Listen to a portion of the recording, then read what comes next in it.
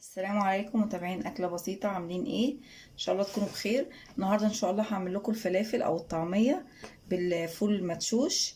المكونات: فول ربع كيلو فول مدشوش منقوع 6 ساعات، عودين كزبره عشان هو ربع كيلو، مش هاخد الربطه كامله، عودين كرات او عودين بصل اخضر، بصلايه، 3 فصوص توم. طبعا الملح والكمون والكزبره ناشفه وكربونات. هنبتدي على طول، بسم الله. هننزل بالفول المدشوش، بسم الله.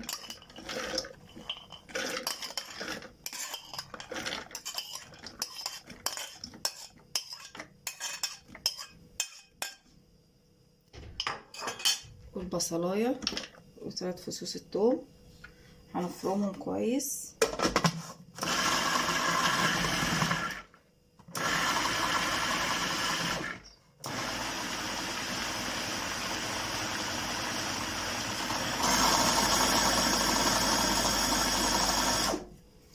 ننزل بالكزبره والكرات او عودين البصل الاخضر اللي متوفر،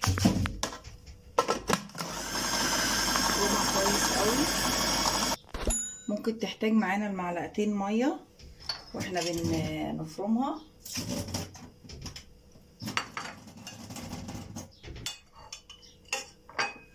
كده معلقه ميه.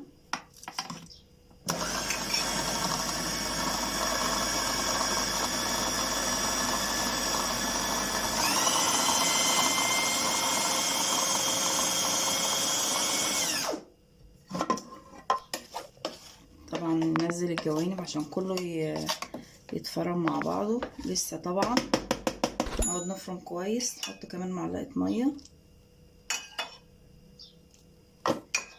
نفرمها كويس جدا لما تبقى ناعمه زي اللي احنا بنشتريها. ما بنضيفش الكربونات والملح والكمون والكزبره الناشفه غير في الاخر لما تتفرم.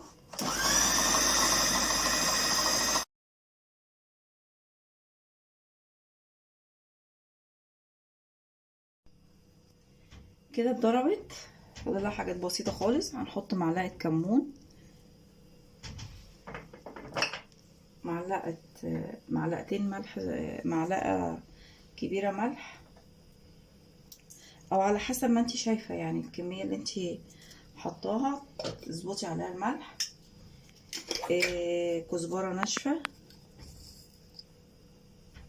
طبعا بتديها ريحه. طبعا معلقه كربونات صغيره. الحاجات دي ما تتحطش عليها لو انت هتفرزيها، حطيها في التلاجة، تحفظيها في التلاجة، لكن تحط عليها لما تكوني هتقليها على طول وتستعمليها في ايه، في نفس الوقت. هنضربهم بقى مع بعض،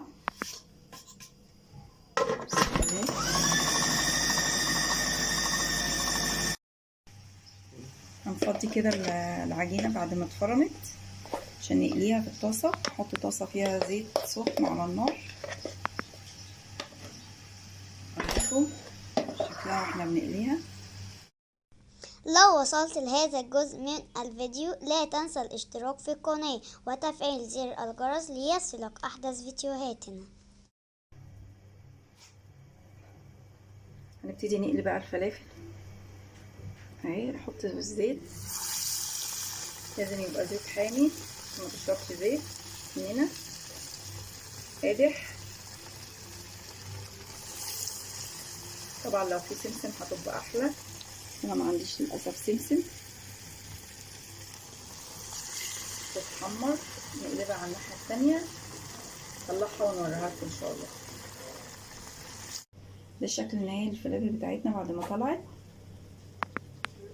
جنبها طبعا طبق الخضره طازه، والف هنا وشفا.